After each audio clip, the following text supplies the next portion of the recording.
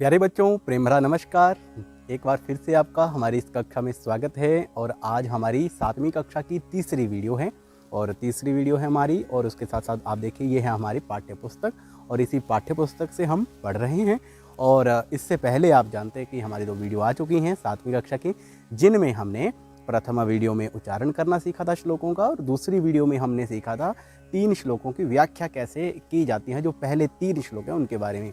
तो उसके बाद जो हमारे शेष 3 श्लोक रहते हैं, ये देखिए, और ये 1 2 3 ये 3 श्लोक जो हैं, इनकी व्याख्या भी आज की हमारी इस वीडियो में हम करेंगे। एक एक करके हम प्रत्येक श्लोक का उच्चारण करेंगे और उसके साथ साथ करेंगे इनकी व्याख्या को। तो आइए करते हैं अपनी इस वीडियो को प्रारंभ। प्यारे बच्चों, प्रथमः पाठः सुभाषितानि के तीसरे भाग में आपका स्वागत है। और पहले 3 श्लोकों को पढ़ने के बाद आज हम पढ़ेंगे चतुर्थ, पंचम और षष्ठ श्लोक की व्याख्या। तो श्लोक तो हमारे सामने है, तो विलंब न करते हुए जल्दी से हम प्रारंभ ही कर देते हैं, क्योंकि 10 मिनट में हमें अपनी वीडियो समाप्त करनी है। सद्भिरेव सहासीत, अब बोलना आप प्रारंभ कर देंगे। सद्भिरेव सहासीत, सद्भिः कुर्वीत संगतिम, सद्भिर्विवादं मैत्रीं च नासद्भिः किंचिदाचरेत्। एक बार फिर से हम संयुक्त पद्य को बोलेंगे।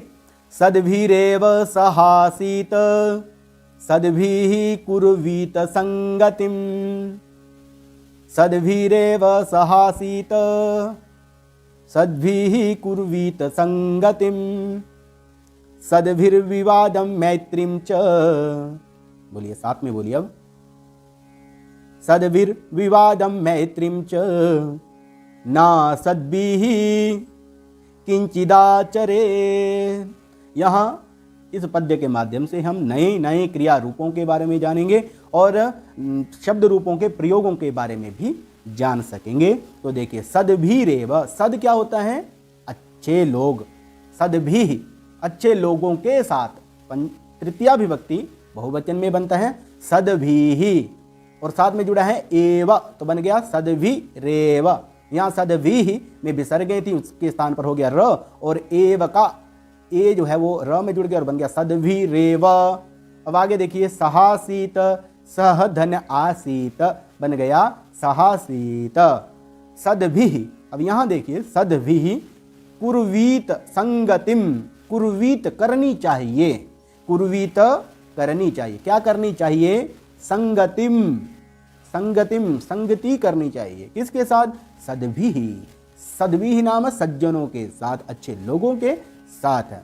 सद्भिर्विवादम मैत्रीं च, और क्या कहा कि सद्भिः, अच्छे लोगों के साथ करना चाहिए। क्या करना चाहिए? विवादम मैत्रीं च, विवाद भी उनके साथ करना चाहिए, अर्थात झगड़ा भी उनके साथ करना चाहिए, और मित्रता भी उनके साथ ही करनी चाहिए। किसके साथ? सद्भिः, अच्छे लोगों के साथ ही हमें लड़ना भी चाहिए और मित्रता भी करनी चाहिए।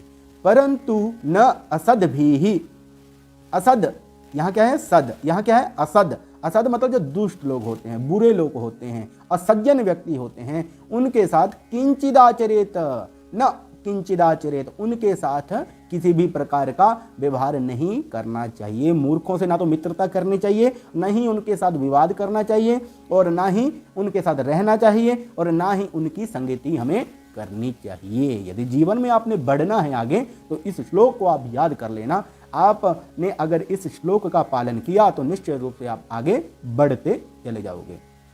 तो आपको ये इस श्लोक का भाव तो समझ आ गया है ना? अब इसका मैं आपको सरल अर्थ बता दूं।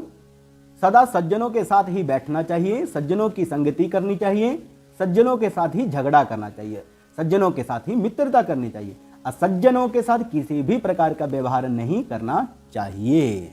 अच्छा, आपको एक काम और भी करना है, आपको इन श्लोकों को याद ही कर लेना है, हमेशा आपकी जिंदगी में काम आएंगे। अब अगला श्लोक देखें हम। धन धान्य प्रयोगेषु विद्यायाः संग्रहेषु च आहारे व्यवहारे च त्यक्त लज्जः सुखी भवेत्। अब आपने भी बोलना है मेरे साथ। धन धान्य प्रयोगेषु, बोलिए, बहुत सुंदर, विद्यायाः संग्रहेषु च, विद्यायाः संग्रहेषु च, आहारे व्यवहारे च, आहारे व्यवहारे च, त्यक्तलज्जः, त्यक्तलज्जः सुखी भवेत्, सुखी भवेत्, सुखी हो, कौन सुखी हो, कौन होता है सुखी, त्यक्तलज्जः, जो लज्जा को छोड़ देता है। और लज्जा कहाँ नहीं करनी है, हमें ये इस पद्य में बतलाया गया है कि धन धान्य प्रयोगेषु, धन धान्य के प्रयोग में अर्थात उसके व्यवहार में, प्रयोगेषु बहुवचन का प्रयोग है ना ये भी, जैसे रामेषु धन धान्य प्रयोग, धन के और धान्य, धान्य क्या होता है, अनाज, इनका जब हम प्रयोग करते हैं या इनका व्यवहार करते हैं, कहीं आदान प्रदान करते हैं, तो उस समय, और साथ में क्या बोला, विद्यायाः संग्रहेषु च, और विद्यायाः विद्याओं के संग्रहेषु, विद्याओं के संग्रह में, अनेक प्रकार की जो हमारी विद्या होती हैं उनके संग्रहेषु, संग्रहों में, च क्या बोला, आहारे व्यवहारे च, आहार में व्यवहार में, च और आहार में और व्यवहार में, यह च जो है यहाँ आएगा, आहारे और व्यवहारे, व्यवहार में, त्यक्त लज्जा, जिसने लज्जा छोड़ दी हो वह सुखी भवेत, वह सुखपूर्वक रहता है। अच्छा, इस पद्य का आपने अर्थ तो कई बार अपने ग्राम्य जीवन में भी सुना होगा, किसी न किसी से सुना जरूर होगा। क्या सुना होगा आपने कि जिसने की शर्म उसके फूटे कर्म। तो लज्जा नहीं करनी चाहिए। लज्जा जिन विषयों में हमें करनी चाहिए वहीं करनी चाहिए, परंतु धन धान्य के प्रयोगों में, विद्या के संग्रहण करने में, अपने आहार में, अपने व्यवहार में हमें जो है वो लज्जा नहीं करनी चाहिए। जो इन सब विषयों में लज्जा को छोड़ देता है, उनमें लज्जा नहीं करता है, वह सुखी रहता है। अब इसका हिंदी अर्थ भी आप लिख लें। धन धान्य के प्रयोग में, विद्या के अर्जन करने में तथा आहार व्यवहार करने में संकोच को छोड़ने वाला व्यक्ति सुखी रहता है। तो इसको भी आपने याद कर लेना है अच्छे से, ठीक है, काम आएगा आपके। अब अंतिम पद्य है,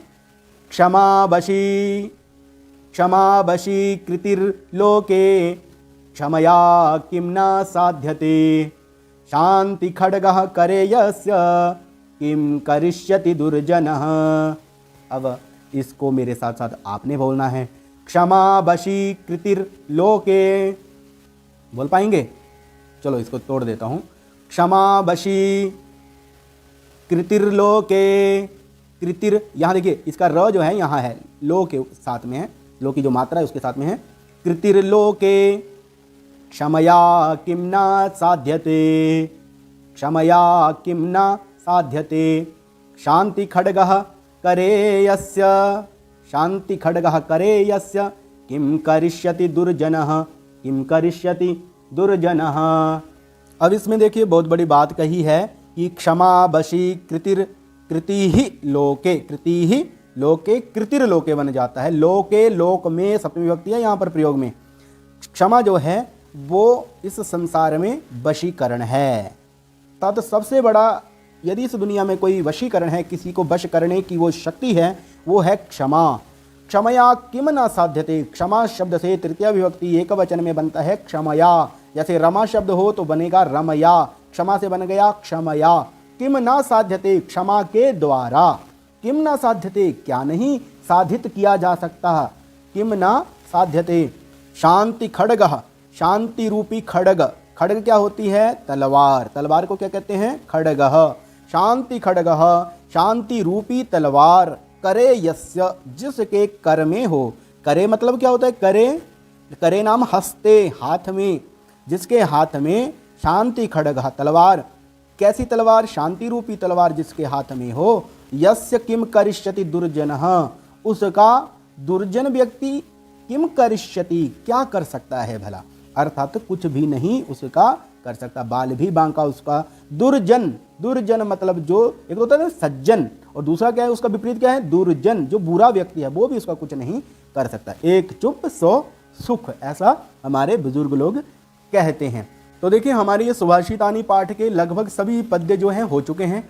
अब देखिए आपके करने के लिए क्या काम है, ये जो शब्दार्थ आपकी पाठ्य पुस्तक में दिए गए हैं, इन सब को आपने लिखना है और साथ साथ में इनके हिंदी अर्थ को भी लिखना है, इंग्लिश अर्थ को भी लिखना है और इनको याद आपने अच्छे से करना है। उससे क्या होगा, फिर आपकी वोकैबुलरी बढ़ जाएगी, शब्दकोश आपका बढ़ जाएगा और इन पद्यों में जो संस्कृत के शब्द दिए हैं उनका अर्थ भी आपको लग जाएगा। इन पद्यों की व्याख्या भी लिखें, लिखकर देखें, तब जाके और भी आपको अच्छे से समझ आएगा। जयतु संस्कृतम जयतु भारतम।